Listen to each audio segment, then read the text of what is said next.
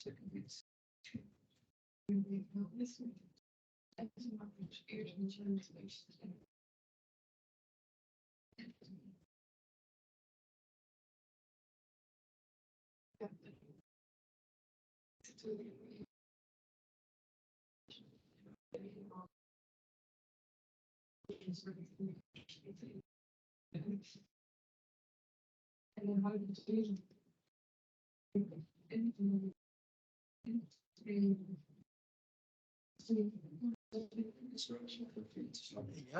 Should we start, guys?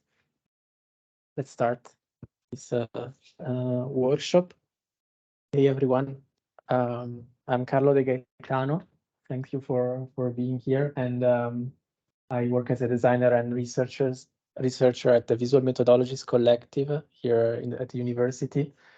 And yeah, this week I wanted to propose you a workshop on how to collect and gather some data from TikTok, and trying to relate this exercise to the theme you're working on for this project, which is food. So we will try to look at how agriculture, or let's say harvesting food from nature, is represented on TikTok in different ways, and we'll see how it goes. This is kind of the program of the 2 weeks we will be together. Today we'll have a first hybrid workshop with the people online as well. There will be a moment on Thursday afternoon where I will be present for feedback if you need any. If you need any technical assistance, I will be on team, and it's a drop-in session, so you are also free not to show up. Everything goes as planned. And we will see each other again next week on Wednesday, because I divided this workshop in 2 parts. The first part, hi, it just started, welcome. The first part of the workshop, I will show you how to create a collection of videos from TikTok, and how to spend time with it, how to explore it on a spreadsheet and with some tools for analyzing a collection of videos. And the second part, so next week, we will see how to explore the collection visually, so how to create different types of visualization to make sense of what is in your collection, and use it as a, let's say, like visual methods for analytical purposes. So yeah, a little bit for today. We already explained it a bit. I will show you, just an introduction on how we are working at the Visual Methodologies Collective, what we are working on, and why also this topic is important for us. I will show you the 3 visual methods that I will then introduce you again next week in a more practical manner, which are the image grid, the collage, and the supercut video. And yeah, I will just we will see together how the assignment looks like for the 2 weeks. And then more practically today, we will see 2 tools. One is Schaumer and Forecut, which allows us to collect videos automatically from TikTok and to analyze them in different ways without using any, let's say, data visualization tool. And I prepared also a second part on how to visually explore a spreadsheet with I don't know how many of you already worked with a spreadsheet before. All of you? Some of you. Okay, so it's a really easy, let's say, entry-level tutorial on few operations you can do to spend time with your data. And last remaining of the day, we can have time to set up the tools and discuss about your research approach and do it together. And then next week will be more, let's say, about the visual part and the visual methods. So a little bit about the collective. We are a research group that specializes in visual and participatory practices to study social issues. And currently we are working on two topics, and one is, let's say, parallel to both of them. One is climate futures, which is also related to this particular workshop, where we are trying to figure out how to engage people in conversation that involve climate change as a topic and our ability to imagine possible future with a changing climate. And the second one is urban belonging, where it's more, let's say, studies and experiments on ground within the city with minorities and citizens, and to explore with them what for them belonging means, and how do they feel they belong to a city or a particular place. And we did that in a previous project also with researchers from Denmark. If you want to know more about that project, we will have time to discuss it. And parallel to that, we also experiment with methods, which is also why this workshop makes part of our current research. And we are kind of a transdisciplinary group. We have people working from different expertises. Information design. I'm a background in communication design, and then I specialize as an information designer and researcher. But we have programmer and critical makers. Many also.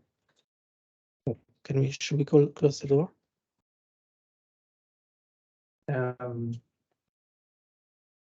We also have some artists and artistic researcher in the group, so we are kind of diverse in our approach. And maybe 2 words about the program that we are running, which is called Climate Imaginaries at Sea, which is a program that relates to the climate future approach and research we are doing. And we are focusing this program on how to reflect on different artistic practices and research, and how to use that as a way to engage with people, to let them reflect with their relationship with the sea, especially relating that to sea level rise and climate change. So we are collaborating with that with 2 other partners, which is Rietveld Academy and AHK. And yeah, I can summarize the urge for this program with this quote from Amitav Ghosh. Do you know Amitav Ghosh? It's an author, an Indian author that described kind of in this book that's called The Great Derangement. He describes the climate crisis as mainly a crisis of imagination. So because we have a hard time also to imagine alternative ways to living with it and to express our problems with this issue, that is where the imagination comes to play. So he points out that we, especially artists, designers, writers, in his case, would need to engage more and more with the climate change as a topic and make it central also to our cultural production, to engage people with it from different perspectives, which are now kind of stressed, let's say, from years and years of communication on this topic by media, but also science that are, let's say, activating what research called apocalypse fatigue. So in the face of these alarming messages and also visual imagery that repeats itself over and over again, also the well-intentioned people are kind of blocked to act and to engage with the topic. So he kind of is a call to action, let's say, also for artists and designers to embed this topic in different ways in their practices. And in the past 2 years, we did a lot of kind of experiments around this issue. And I will show you just a few of them briefly to give you a little bit of context on why we are doing this and how. So this was one of our first attempts to work with climate fiction as a, let's say, an approach. Do you know what climate fiction is? Do you know science fiction? Yeah, it's like a fiction based on imagining the future. And climate fiction is a kind of a niche derivate from that, where basically are books and narratives that speak about a possible future with a changing climate, or a post-apocalyptic future, or what else. And we use like best-selling climate fiction novels from the past 20 years to train an AI, which at the time was GPT-2, so an early version of what we see now booming around. And yeah, we trained that machine to generate new stories, new climate fiction, because we wanted to kind of try to find a way to stimulate the imagination of people from a different perspective. So stepping away from the recurring narratives and, let's say, speaking with a other than human voice at the time. And we did this expo with text and new stories about the possible future with climate change, which we also illustrated with some images that we also generated with AI. We are also currently collaborating with the Sound and Vision Archive here in the Netherlands to kind of look at how especially different representation of our relationship with water are present in the archive. So we did a workshop to explore that with, again, different techniques. We use computer vision to kind of analyze the videos in the archive and extract objects and concepts from the archive. And we use them to create some videos that summarize different narratives from the archive, again, on the topic of how we relate with the water and with the ocean and with the life within. And we did this expo at Tollhouse Town at the Warming Up Festival last year, where we invited people to look at the archive, let's say, at the stories emerging from the archive, and try to spend some time to create new ones by especially reflecting on different species that live in the ocean, and especially in the Netherlands. So that was kind of a low-key, also fun moment to just spend the time with the topic from with a different mindset, let's say. Also, with materials from the archive, we organized this workshop at the Society 5.0 festival again last year, which was a speculative landscaping workshop, where we invited people to think about possible scenarios of the Netherlands, and especially particularly Amsterdam in 2070, with higher waters, and how life would be like then, by presenting them these, let's say, empty canvases with an image from the past, from the archive at the center, and inviting them to draw around to complete the frame and think, okay, what is happening there in the future, and what are the most important things for you to reflect on living with the higher waters in the city. And again, in the workshop, we also played as a group activity with DALI, the text-to-image generator model that you know already. to kind of create together this participatory landscape of the future with the outpainting function. And yes, we work a lot with students. So I will show you just some examples from last year. This is an exhibition, an installation made by students from the Master Digital Design, which is called A Visit to Emma, and they recreated at the OT 301 first, and then they brought this installation at the Dutch Design Week. They basically created an apartment, Emma's apartment, this fictional character, an apartment in Amsterdam, in an Amsterdam of the future, reflecting or inviting people to enter this apartment and see the daily objects of this of Emma.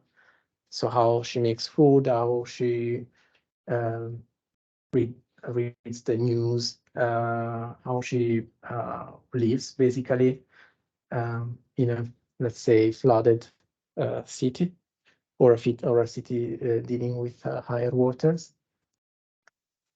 And yeah, and we also try to link this to education, as we are doing now with this workshop. So to try to also give students from different faculties a way to, let's say, collect data and spend time with the data in different ways. This was a workshop I did a couple of years ago. That was called Discovering Climate Futures, where we work with students on different, let's say, eco genres. I don't know if you know about solar punk or cyberpunk. This type of also aesthetics, cottagecore, maybe you know about.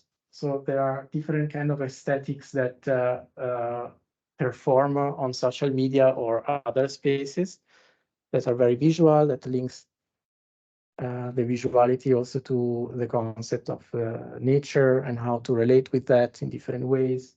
And we invited them to explore these different aesthetics and genres on Instagram with different tools. And this is another workshop I did 2 weeks ago or last month, which is kind of similar to what we will do now. And was about exploring interspecies imaginaries. So while this week we work on how, let's say, to look at nature as a source of food for humanity. This one was more about general relationship with nature and how it is they are portrayed on TikTok. And okay, just look at the future. So now we are starting for this program some artistic research studios together with Rietveld and Haka, where we will focus on our relationship with the ocean, and from 3 different perspectives. So Rietveld will focus on material inquiry, the Haka on, let's say, global south perspective on this topic, and we as a visual methodologies collective will focus on interspecies. So how we relate with nature and other species within nature, and how especially we can look at the ocean and water and the sea, not only as a threat, let's say, for the city or for our living within a society, but also as a source of life, and how can we, let's say, rethink and reimagine different relationship with it, as a way to sort of figure out, let's say, mitigation strategies for the future. And if you want to know more, next week there will be the launch of this program at Purdue. but I will share with you the slides so you can have a look. So for today, for this week, this is kind of the main, let's say, the summary of what I would like to propose you to do, which is look at TikTok as a window to see how harvesting food from land and the ocean is narrated today. As TikTok, you probably know, is kind of a very lively platform and more used today, where people not only share tutorials and other things, but it's also a way to stage imaginaries. So stage how people imagine different ways of living, different values. And in this case, we will see it as a place to look for ways that people have to relate to nature, and with a focus on food, on how people tell stories about how they harvest food from nature and the sea. And I will now I wanted to kind of walk you through the 3 visual methods that we will use to do that, to perform this kind of exploration. But first off, if you have any questions about the topic or anything, let me know, or even later. And I wanted to show you the visual methods that we will that you will work on next week. And I wanted to show you this now because I think it's useful for you to get in the mindset of what you will be doing with the data that you will be collecting today, because this will also give you kind of a hint on how to collect data and what you would like to see in the data set. So first off, I will show you an image grid on how to do what is an image grid. And well, shortly, an image grid is a visualization of an image collection that follows a particular criteria that can be how images are arranged in this grid. And they can be arranged in different ways, by time, by visual similarity, by popularity, and we will see now some examples. Maybe the most important thing you have to keep in mind is that when you design an image grid, everything depends on what kind of data you are working with. So the collection itself, which images are you working with, but most importantly on which research question do you have in mind to explore this data set. So I wanted to show you this example first. And this is an image grid done with images from Google image search. And we searched for climate change on Google Images and collected the top 10 results. So the first 10 images that you see when you search for something on Google Images. And we did that for back in time, so for every year, starting from 2008 and it was for until 2019. And this is kind of a way to see how a representation of a topic have changed over time in a quick way. And as you can see here, the representation of climate change haven't changed at all, almost at all. So you can see here at a glance that, for example, there are barely any humans present in this collection if you look for climate change. And this is the first example on how you can think about when you think about an image grid, so which kind of purposes it has. This one is a second example, always also related to climate, but we looked at climate strike. So we're interested in see how climate movements were performing online, especially before and after the start of the pandemic. And in this case, it's also a grid that goes over time. So starting from September 2019 to May 2020, and each column represents the 10, I think it's 10 most engaging posts on Instagram for the hashtag climate strike.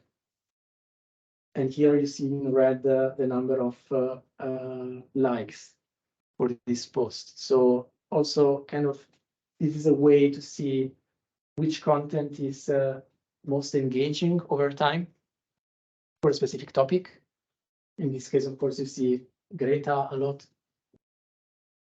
Crowds are performing very well, but then you see from March onwards that the protests are moving indoors or on Zoom. So maybe, yeah, I can say that maybe the image grid is a visual way to have a general overview of what's in your data set at a glance. So it's a way to look at your data sets from a distant point of view and have a sense of what's in there, what are the most performing images or posts, and you can already think about how to apply this for other topics as well. And this method is something we will, it's, let's say there is a worksheet you can access through this link to redo the grids that I just showed you. But for this week, we will do a, let's say, even quicker way to create an image grid, which is using image sorter, which is a tool. Now, this looks way more complicated than the first one, but I assure you it's way quicker. And I will show you this as an example. So this for this project, we collected again images for Paris Agreement hashtag on Instagram. Before and after the Trump's announcement of US withdrawal from such agreement, and here you see the amount of posts with that hashtag before that announcement, which are 1,000 more or less, and here after. So it's also a way to compare magnitude of issues, so how much images are produced around a certain hashtag. And in this case, all the images with the hashtag are organized by color and hue. So all the, you see, white, blue, green, all the images that with similar colors are together. And it's done automatically very quickly with this tool that we will see next week. And it's really useful to see repetition in a collection. So, for example, we notice that this bluish blob of images that are all the same here, where one image repeated over and over again, which was "Make Our Planet Great Again," which was a meme posted by Emmanuel Macron as a response to Trump's announcement. So in a way, yeah, it's kind of a method to even more gaze at your collection from a distant point of view. And we will see next week that we can zoom in and zoom out from this view to kind of spend time visually with your data. And again, a written tutorial on how to do this you can find at this link. And well, I will also show you next week. Yeah, now I want to show you the second method, which is creating a supercut videos, which compared to the first one, which is the image grid, it's a kind of way, especially for TikTok, because of course the image grid you can only do with images, still images. We will be working with videos, and it's a way to explore and reflect on the time-based element in your collection. So how different narratives are portrayed over time.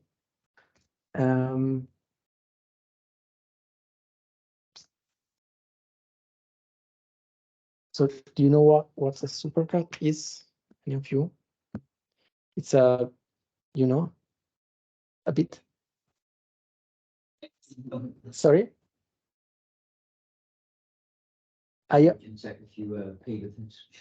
Okay, you were already introduced to this yesterday. Well, I think it's a fancy word to say compilation of videos. It's kind of used typically to show repetition or cliche phrases or catchphrases in films, and stitching together different videos that have this catchphrase or action.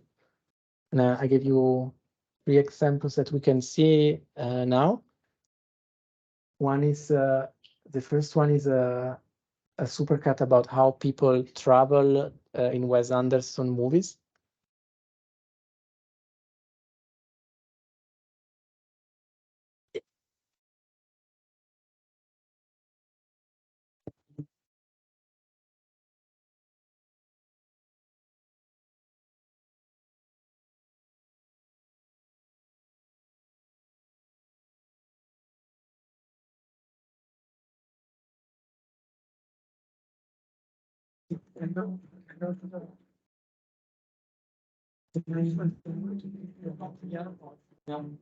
Repetition or styles in a certain policies of a certain author. So when Anderson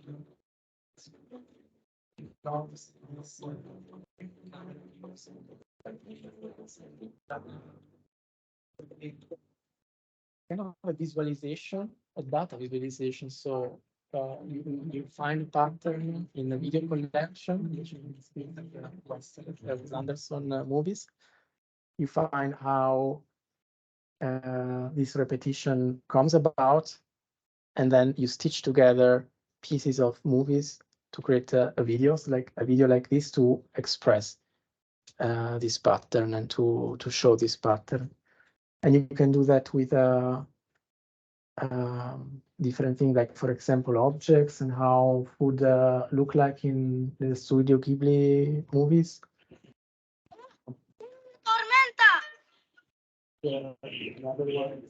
What did he just say? Great. He said there's a storm coming. Adriano Tormente. Said there's a storm coming. There's a storm coming, Ari. There is a storm coming! There's a storm coming. There's a storm coming, Mr. Wayne. There's a storm coming, brother. There's a storm coming. Well, you get the idea. So there is a cliche of a phrase that is very catchy. And this is a supercut that represents all the movie that uses this phrase. And this is more like this is to me more like aesthetic, how a certain author represent food.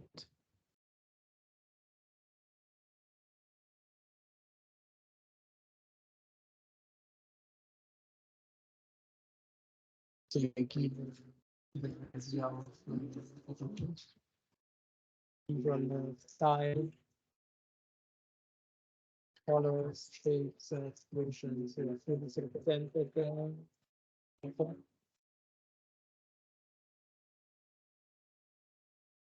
Are you familiar with the Studio Ghibli movies from the Studio Ghibli? Good.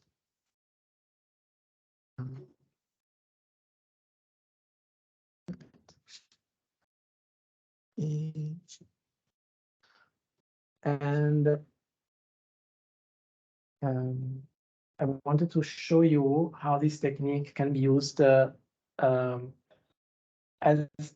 properly as an analytical tool.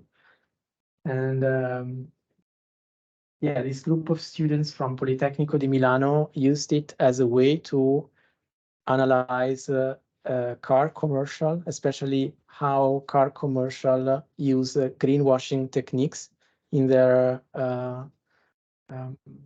communication strategies. And they created this website that you can check, where they presented different techniques they spotted in the dataset. So they collected a bunch from YouTube, like 200 or so car commercials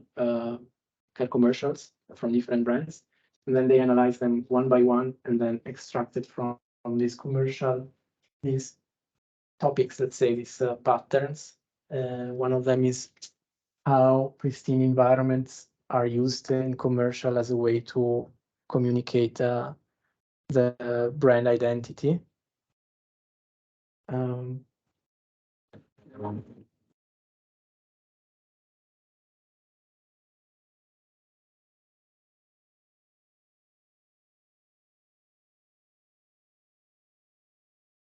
Powered by a dual.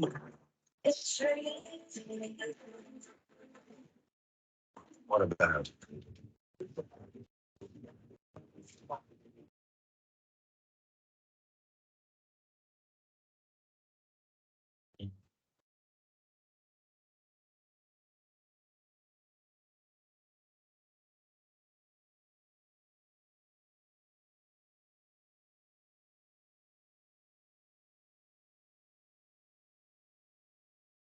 Show you also.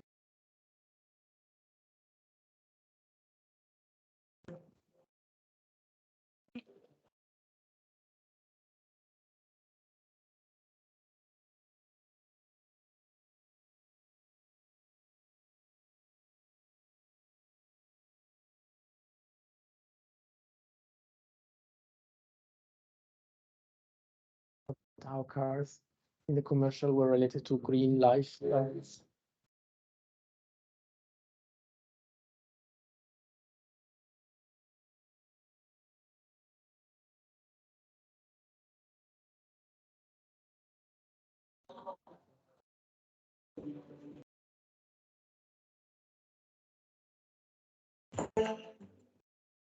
Inspire us to start the fire. To trade directly with everything that you need, local farmers, be reused. Planet Earth sits at a unique point in history. We need to go all in only one way. You can start to see how this technique is can possibly give you quite a good visual summary of a large collection of video, reflecting on specific aspects of that collection that you might find, in this case, strategies on how to present nature, how to associate brand, a car brand with green lifestyle or lifestyle in connection with nature. And there are others that you can explore on your own.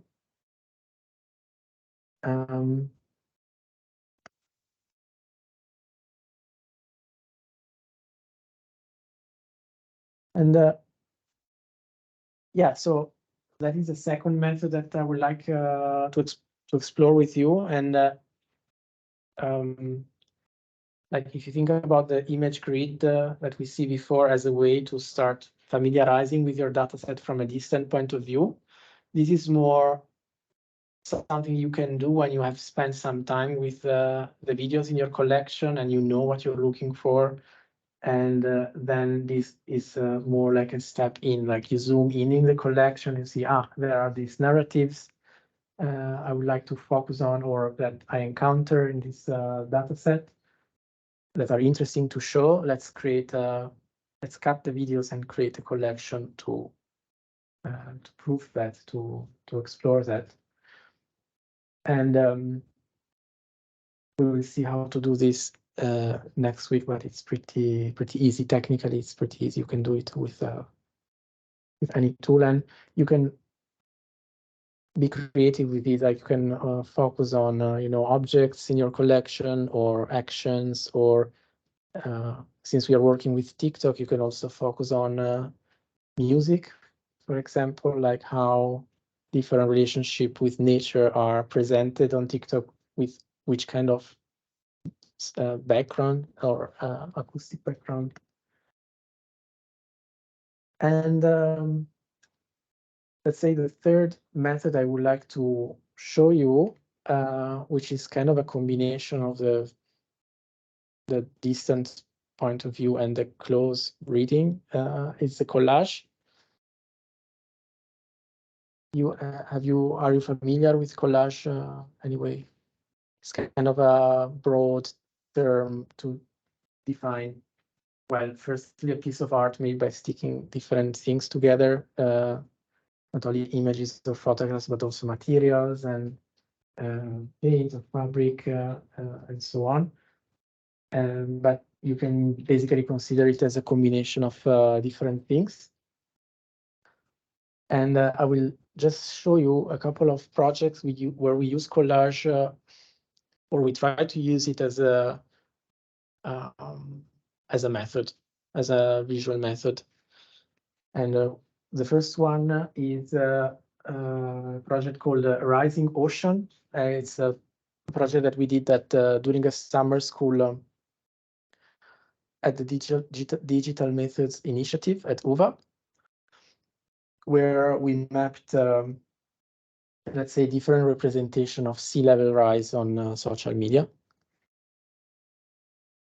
And what you see here are the most liked 5 images from Instagram with for sea level rise over time. So this is for 2013, like the most liked post in 2013, 14, so on until 2022. And the collage is made with only 5 images blended together in different ways with Photoshop, with the auto stack function. So it's pretty quick. And in this case, it's a way to compare the same issue, like sea level rise, how it is presented on the same platform, in this case, Instagram, but over time. And you can kind of see maybe different aspects of the same topic emerging from the collection. So 2015 seems that the most successful images are all representing people little by nature. So in comparison with nature, like small people in distress because of sea level rise, while maybe this year particularly focus on the melting glaciers, and the last year more about maybe or tech-oriented solution like floating cities and all. So it's kind of a way for you to communicate your findings and what you find most interesting in your collection, and to compare visually what that look like. And we did that for years, but also for cities. So in this case, we, instead of filtering by time, we filtered by post referring to specific places like Florida, Bangladesh, Antarctica, Miami, and so on. And you can see in this case how the same issue, how sea level rise is presented in comparison to, in the context of different places differently. I'm not spend too much time on this, because I just want to show you another example, which was again developed during a data sprint at the UVA. Titled "What Should Climate Change Look Like?" And we looked at again eco-fiction genre like solarpunk, cottagecore, or Afrofuturism on different social media. And in this case, especially, we wanted to see how these different aesthetics presented the relationship between human, nature, and technology, and which kind of role technologies has in it. And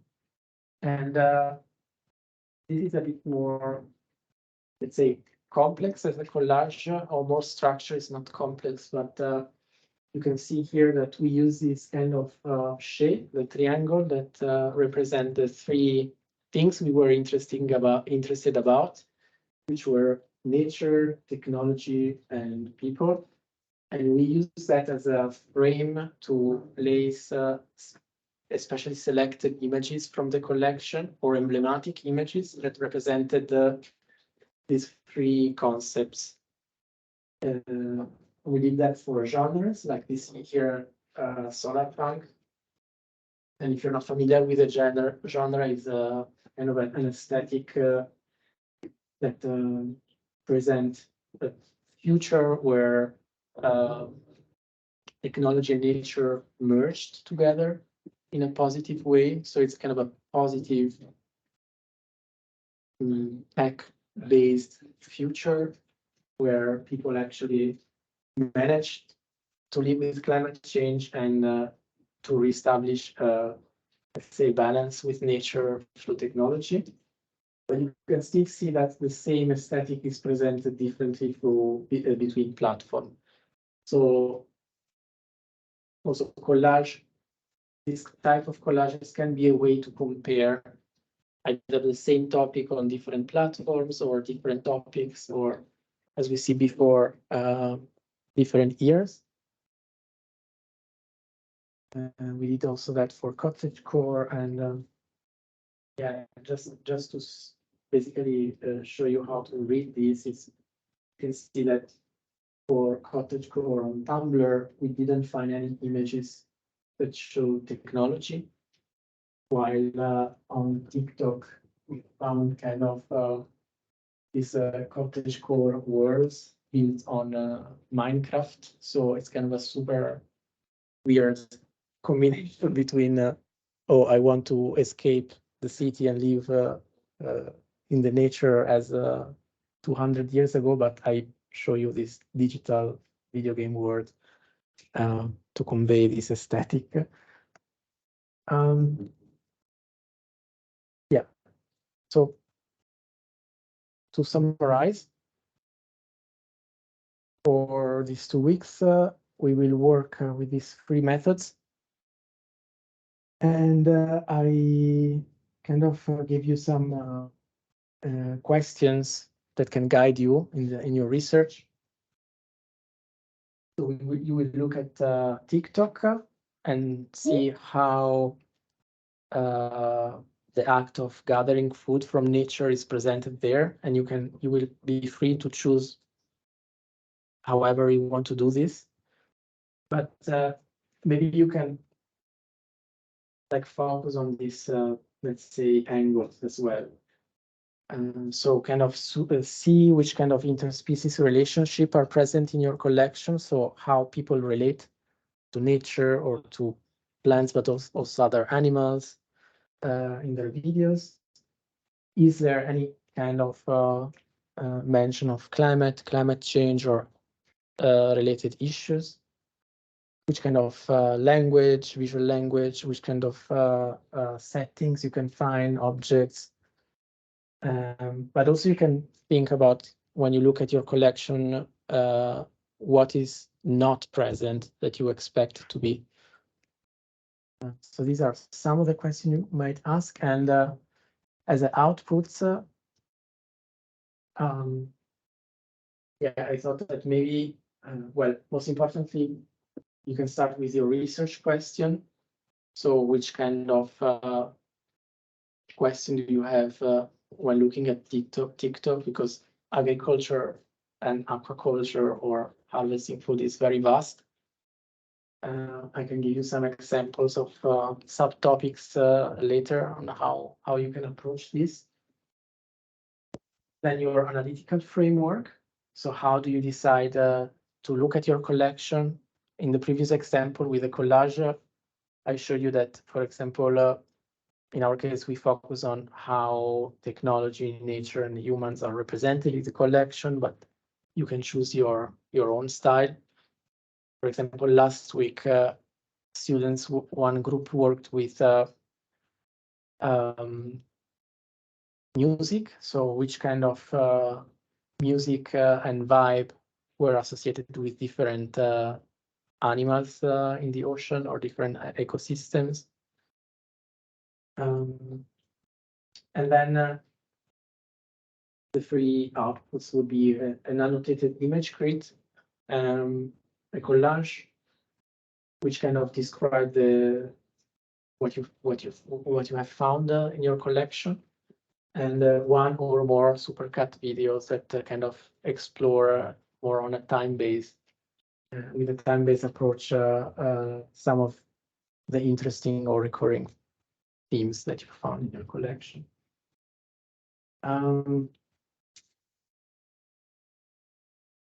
So regarding the, let's say, research question or approach, of course, TikTok is a platform that you can search with in certain ways, and you will see that in a moment.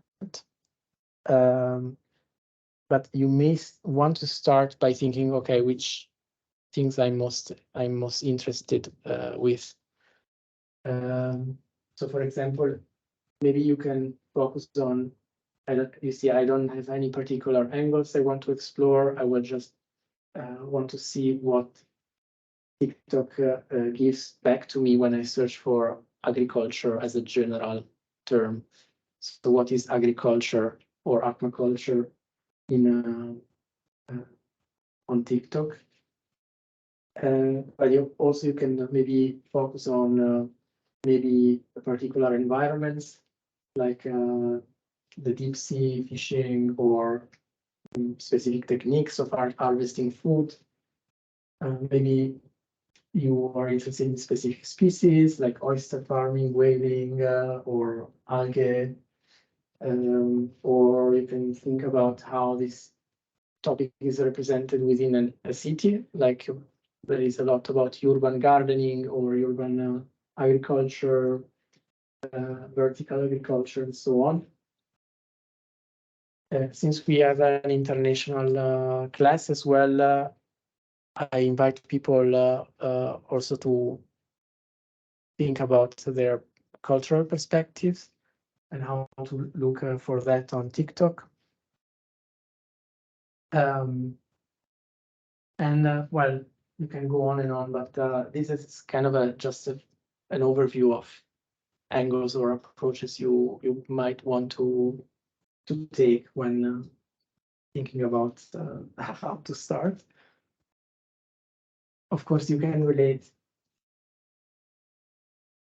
the agriculture to more, let's say, broader discussion, in this case, impacts of agriculture, impacts of fishing, and so on.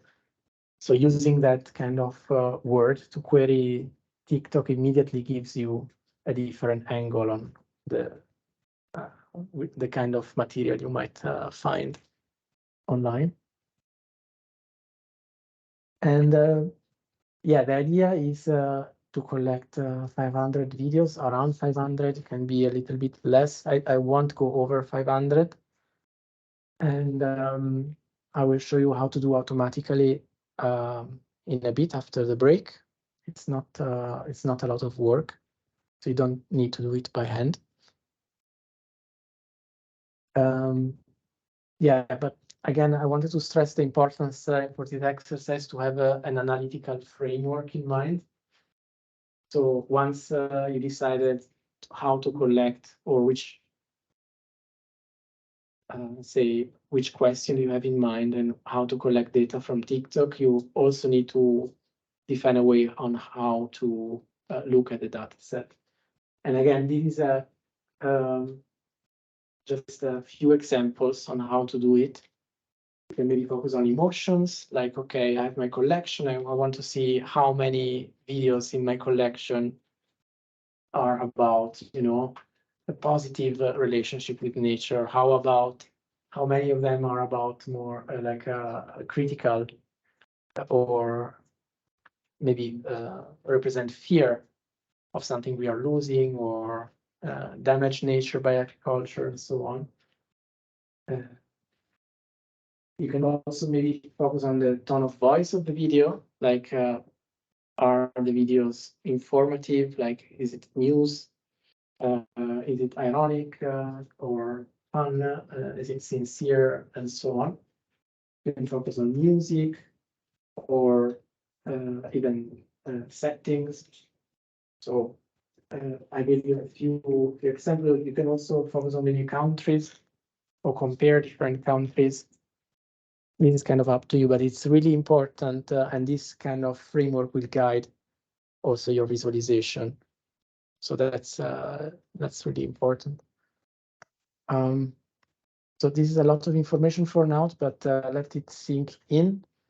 I prepared for you also a Google Doc with all this information for you to keep in mind in the following weeks. Let's take a break, and then after the break, I will show you how to create a collection and how to kind of spend time with your collection using a couple of tools. And that is all you will have to do for this first week. So start thinking about your approach, your questions, start experimenting with collecting data and spend time with it. And then next week we will jump into the visualization mode. But if you have any questions for now or doubts, feel free to reach out. I didn't scare you so much. Yeah, let's have a break, I would say. Yeah.